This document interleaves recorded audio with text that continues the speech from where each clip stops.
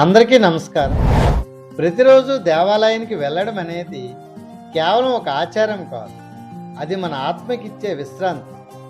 గుడి ఆవరణలో అడుగుపెట్టిన క్షణం నుండి మన అహంకారం బయటే మిగిలిపోతుంది.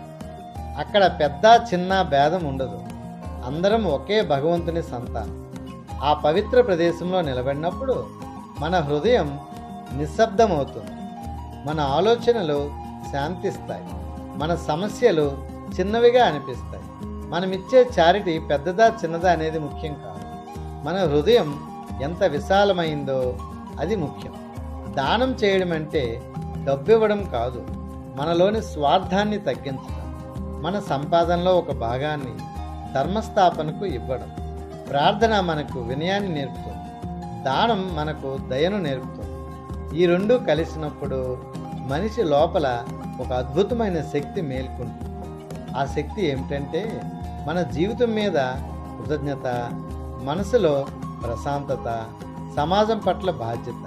గుడికి వెళ్ళడం ద్వారా మనల్ని మనమే మార్చుకుంటాం. ఎందుకంటే భగవంతుడు ఆలయంలో కాదు, మన మంచితనంలో నివసిస్తాడు. సర్వే జన సుఖినో భవంతు.